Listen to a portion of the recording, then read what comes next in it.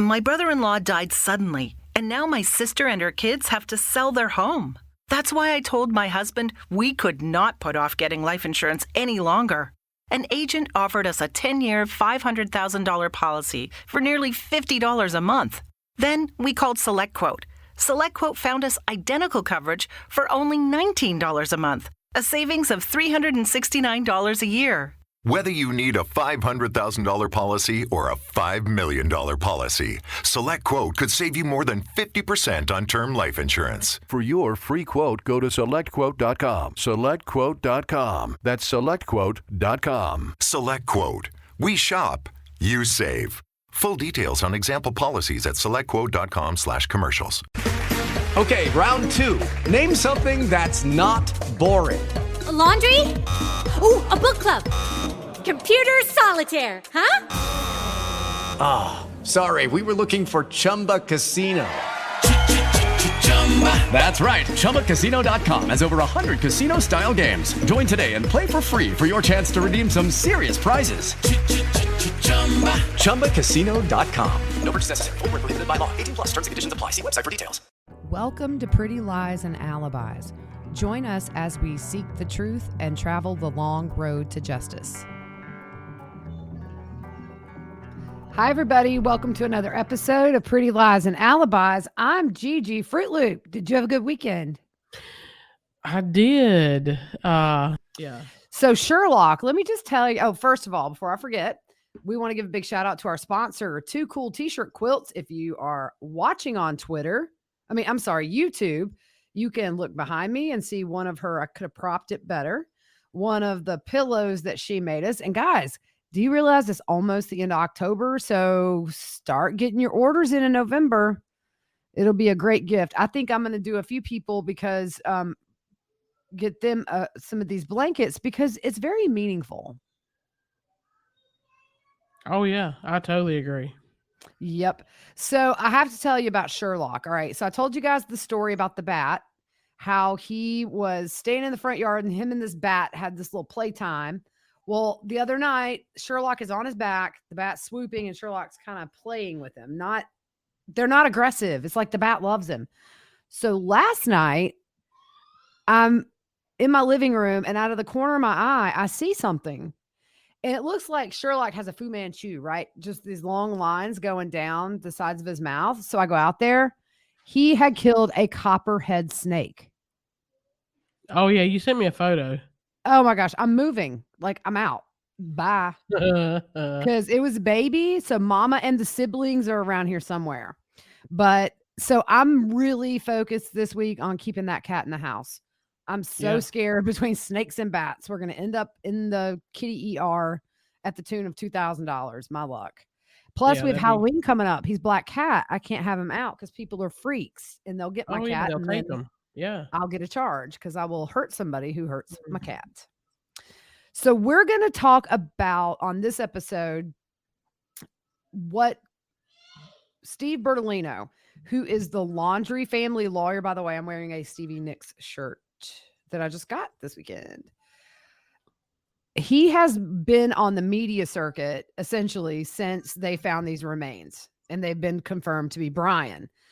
And before we start, there's so many conspiracy theories and speculations out about this case. I think if you remove all that and look, okay, he murders Gabby.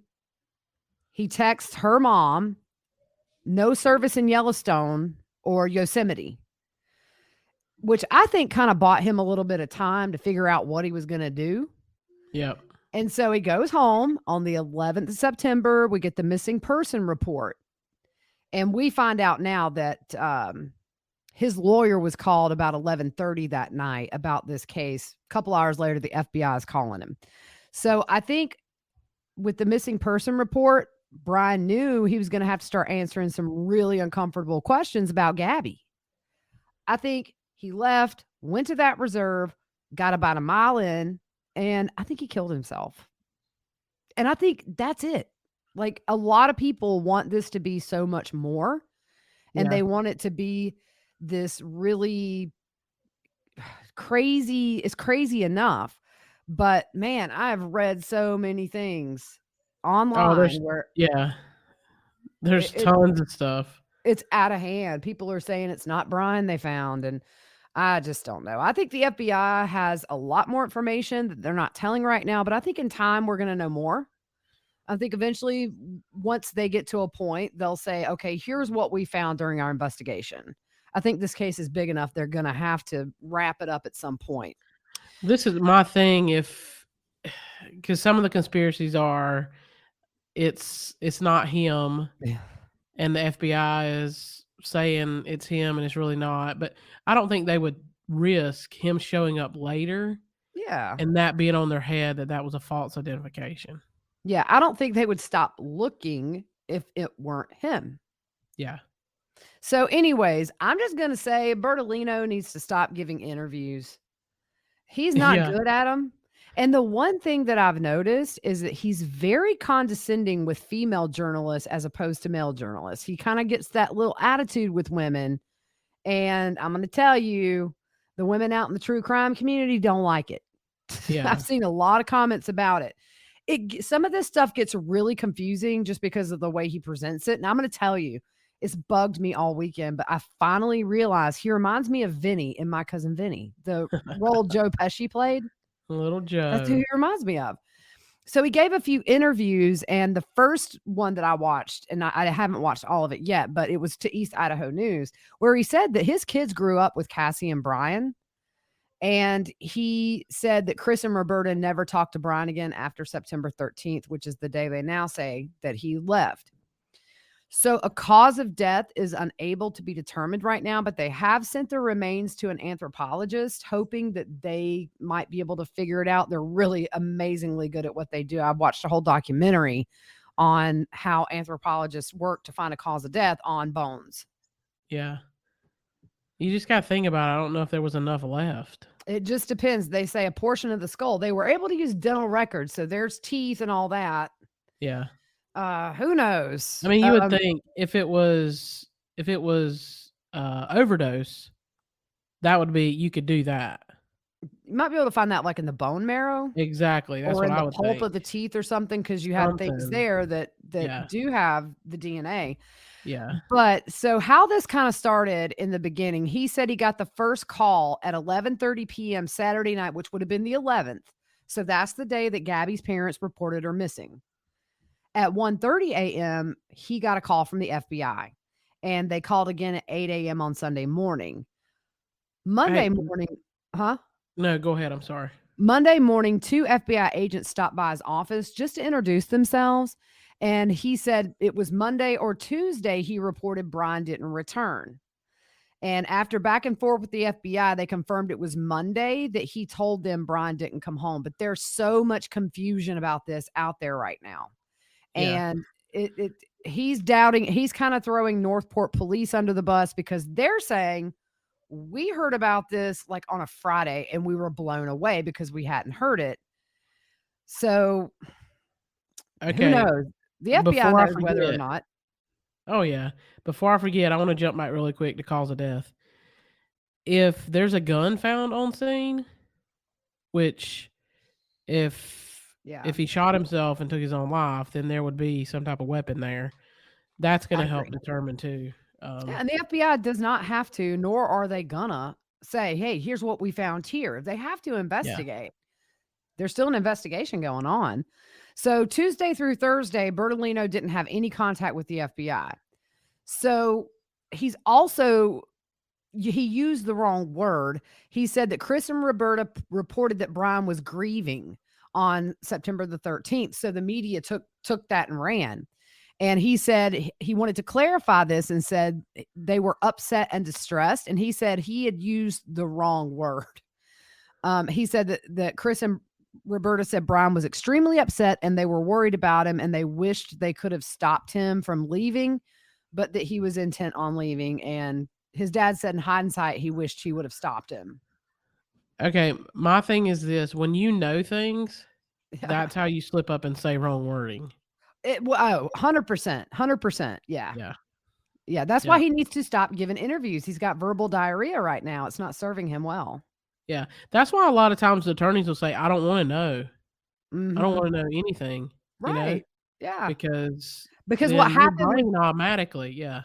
but what happens with this, whether he's lying or not, it's a very confusing thing to try to figure out when did he leave versus when you say he left, because Yeah. you're telling us And 2 different things. yeah. And if you use the word grieving, Well, to yeah. me, that says he knew she was dead and they Right. haven't even found her yet. So, Exactly. Yep. yeah.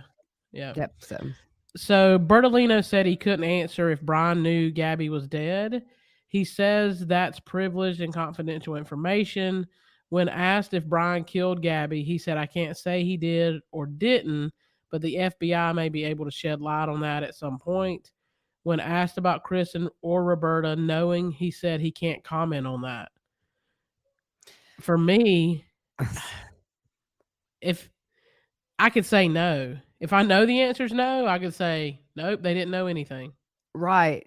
But here's the thing for me is you have to think he takes the blame for the Laundries not talking to the Petito family. He said that was on his word. He told them, don't talk to them, don't talk to the police. You would think for somebody who lived with them, if they knew nothing, or if they had been told a story of, hey, look, we got in an argument. She almost got arrested in Moab. You see what was happening here. I got away and I'm upset about it. Then 100% as a mother, I would pick up that phone and say, here's what he's telling us. That's all I got. Yeah. And then, Yeah. but not saying anything, you are saying that you know something you don't want to have to tell him. Exactly. Exactly. So as far as the location where the remains and items were found, Bertolino said Chris and Brian had hiked that area before, but the area off the path where the remains were found was underwater until recently. Mm-hmm. And I know that's been the question. Why do they just now find it? Why do they just now find it? And we know from other people saying that it was flooded a good bit in those areas. Yep. So September 18th, the day after Chris and Roberta called to say Brian was gone, Brian, how do you say his name? Enton. Brian Enton. Excuse me. He's like been all over it.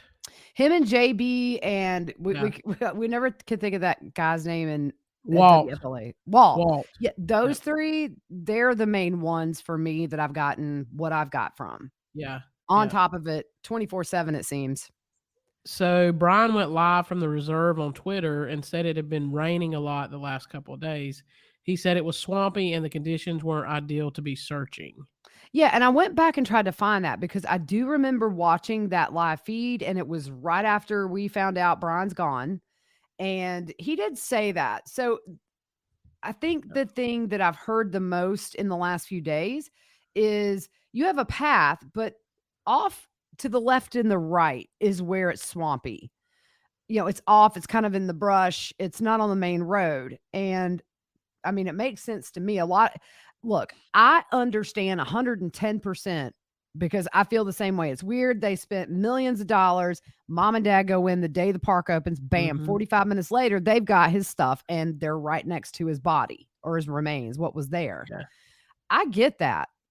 But again, it's just people are passing off pictures that show areas that are dry, but that wasn't what it was like on the other sides where they actually found this stuff. It was underwater. Yeah. Yeah. So it was revealed by Brian Enton that investigators had set up surveillance cameras around the Laundrie home to keep an eye on things. I thought that was big. Yeah, but I think these weren't put up until after Brian left. Yeah, I think to me it sounded like they were trying to catch him coming back, I guess. Yeah. Or maybe, if the parents left, because it came out too when they went to Orlando to meet with their attorney, which I think even now that's in question. Whether they went there to meet him, they were tailed by FBI. Yeah. They were following him just in case they were going somewhere Brian was, I assume. Yeah, exactly.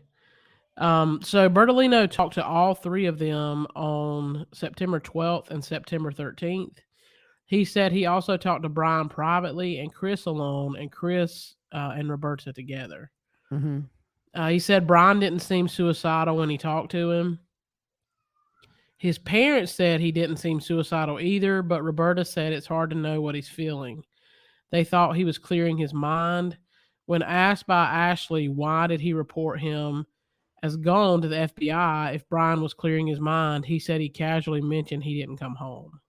Yeah, because there's this has been the biggest confusion, and it's all because this lawyer just confuses it as he says it.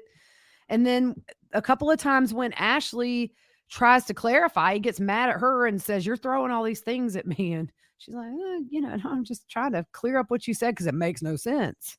Yeah. So George Stephanopoulos asked if Brian said anything to his parents about what happened to Gabby before Brian left to Bertolino, and Bertolino said he couldn't comment, and George comes back at him and says, well, if you can't comment on it, that means you know something about it. That's so true. It's very easy to say, no, he never said anything about him and Gabby, or he didn't say he killed her. He said they had a fight. Exactly. So he said, well, I think everybody out there knows that whether the family or myself have some information to share, there's not that much that we can say at this point in time, and I'm going to leave it at no comment. So then he says, George Stephanopoulos asked, is that because they've been cooperating with the FBI? And he says, George, I've been quite clear on this from the very beginning. When it comes to the FBI, we have nothing to say in respect to Gabby Petito incident. With respect to Brian, we've been cooperating since day one, and those are two different, from a legal perspective, those are two different scenarios. One was the missing persons with Brian, and one was the missing persons with Gabby. Yeah, okay. So on Ashley Banfield, who I love, I've met her before. She's super sweet, but man, she will ask the tough questions and not even blink. And I love her for that. Yeah, I like He her said too. Brian would go hiking for a few days with no problem. And at first, his parents weren't worried he would hurt himself. They thought he was trying to get away from the speculation around the disappearance of Gabby. And they thought he was clearing his mind. So it's funny because there was a time on this interview with Ashley where they were essentially arguing about whether or not Northport police were told that Brian was gone. So you have the lawyer saying, I told them on the 13th or the 14th, they will attest to that. And then you have Josh Taylor, who's the spokesman for the Northport police, saying, I was in there when they got the call. We were shocked. So Brian Enton came on that interview with Ashley Banfield because he did that interview with Josh Taylor. And in other words, he made it seem like, well, what we know, which is Northport, when asked several times, do you know where Brian is? We know exactly where Brian is. And we'll get down to that in a minute. I kind of got off on a tangent, but he just got so flustered when they were trying to determine, when did you call? And report that he didn't come home. And so Brian just said he interviewed Northport police almost every day, and they said they knew where he was. So Bertolino said the FBI has on record that he reported Brian was gone on day one. He didn't report him as gone, but to let them know he had not come home from his hiking trip. So he contradicted himself in the interview by saying the FBI had documented evidence he reported Brian gone on the 14th. Saying, I know I reported it on day one. So he's saying, I reported it on the 13th. I know I reported it on the 14th. You see what I'm saying? He's going back and forth on when he did. Yeah. Northport police, again, they said they didn't know till the 17th. And the spokesman also said during that interview for Northport that at the time when Brian was home, there was a lack of charges against Brian. They were really limited in what they could do. That was before he got the felony for that state lines where he used her credit card. So at that point, he hadn't had any charges, and Northport was just trying to defend themselves, saying we couldn't do anything with him. Yeah, that's crazy. So we talked about, Bertolino says he spoke with Brian on the 12th and 13th of September. And then at some point, he talked to them all together. On Banfield, when asked if he blamed the police for losing Brian and now he's dead, he said, you can't blame the police. We don't know the manner of cause of death, but he did commit suicide. If he did commit suicide, that's on Brian. Yeah. As far as the notebook, he says he has no clue what's in it. He did mention they may have had this notebook on the trip. He doesn't know if it contains a suicide note or drawings. And that's going to be telling. Very. What he put in there. Yeah. I mean, I think the best case scenario at this point is we hope that he had a moment where he told what happened, cleanse your soul before you cross. I mean, maybe he wanted it out there. Maybe he drew a stick figure. I don't know. Curious to see, though. Yep. So Chris and Roberta say they didn't know what Brian put in the backpack. Bertolino said he went back to the FBI and they said they thought all along it was the 13th he was last seen and not the 14th. So Chris and Roberta. This feels like, I don't mean to interrupt you, but this feels like the comedy. Who's on first? What's on? Exactly. Yeah. But here's my thing. He sort of said it was Chris and Roberta's fault because they told him on a certain day. And I'm sitting here thinking, there's a missing girl your son was last seen with. How do you not know what day you last saw your kid? Yeah. You can easily get the date and know by what happened on that day. Right. And the thing is this, they were the last people to see him. Whether they knew what happened or not, it doesn't seem, and the lawyer said that their days were running together because he said they had protesters outside. I get that. They probably weren't sleeping, but your kid totally just goes off the lamb and you're confused on what day that was. Yeah. Was it yesterday or was it the day before? Yeah. I can tell you what day last week my son was 30 minutes late after his curfew because it stuck out to me. Yeah. Yeah. And you can kind of, okay, I did this on this day. Oh yeah, well, he wasn't here this day. So yeah, it's not rocket science. And this next part we already talked about. It was just that Josh Taylor was saying that he was there when they got the call that Brian was gone and he was shocked. So Northport police seems to be saying, we've been working daily, day and night with the FBI. They never told us Brian didn't come home. So I think the insinuation is they're saying Stephen either didn't tell them or didn't tell them when he said he did. I don't know. It's all very confusing. I had smoke coming out of my ears trying to figure this out. So Bertolino called somebody. This was, this was the day that the police went to the house, the FBI. He said he called somebody that afternoon and got an ethical opinion as an attorney of what to do with Brian as a missing, I hate to say missing person, but quote, missing person. Yeah. He said he got the advice. This was that Thursday. And Bertolino said the next day he got a call from the FBI. He made clear on Ashley he didn't call them. He was like, they called me. And they had a tip that Brian was seen in Tampa.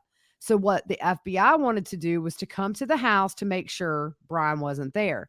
And Bertolino asked who gave him the tip because, according to Bertolino, he thought this was a ruse to get the FBI to get into the house.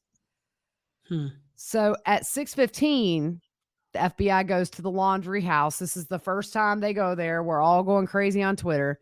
So according to the attorney, he was on FaceTime with them, and they agreed the best way to move forward was to file a missing persons report so that Brian could be located efficiently. I think at this point, he still didn't have those charges. It wasn't until maybe the next day or a day or two later, I think, that he got these charges.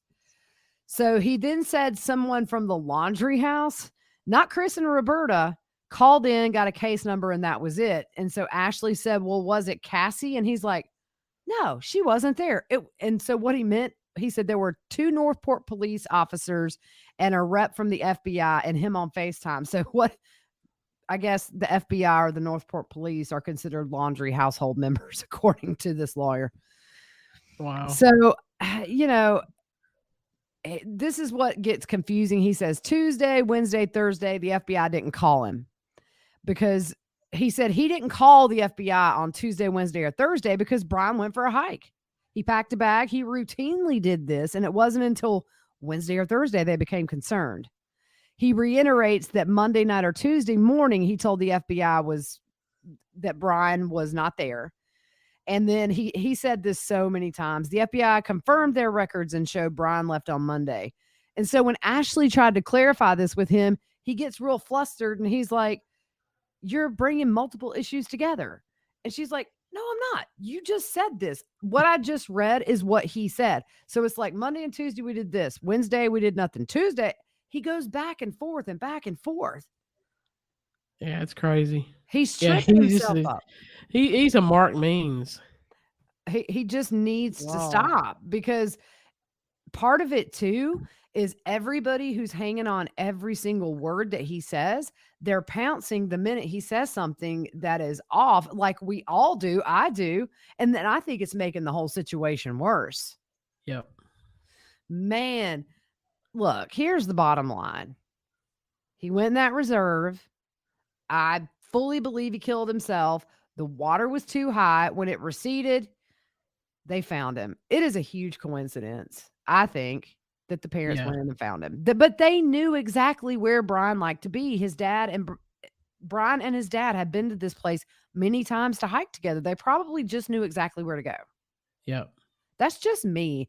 I mean, people just, it's insane what I'm reading online. Yeah. Crazy stuff. So this is a little muddled up, I guess you could say, but that's really what he's conveying. Yeah. It's so you can see he did another interview with East Idaho News. I kind of half listened. It seemed like kind of the same regurgitated stuff. But I guess from this point, it's going to be slow news with this case, because it could take him a while to find out a cause of death or a manner of death for him. Yeah, you're working with bits and pieces. Yeah. And I think eventually they will maybe tell us what they know about what they found during the investigation into the murder, but I don't think that's going to be anytime soon either. Do you think the parents are going to get charged eventually? I don't know. I mean, they got to prove what they knew. Yeah. My gut tells me maybe no. I don't think that I don't know. I mean, they're not good people. We know that. You don't talk to a family whose daughter's missing and your son was the last person seen with them. Well, you're not salt of the earth people to me. Yeah. But at the same time, I think the FBI is going to be very hard pressed to find much to charge them with, really. I mean, I don't know. I thought Florida had that law that like you could aid and abet and it's not a crime, but then this is a federal case. I don't know. Yeah. But the fact that they found his remains in there, I kind of feel like the FBI is just going to let that be. Yeah. They spent a lot of money on these searches, millions of dollars, I'm sure. Yeah. But I mean, the search is over unless you believe the conspiracy theory. So there you are. So we just wanted to run through these couple of interviews because there were a few little nuggets in there. And tomorrow we're going to pick back up on the Chandler documents for Lori Vallow, Chad Daybell. And we still got a ways to go with those. Yep. So anyways, that's all we got for you. Hope you have a good evening and we will see you tomorrow.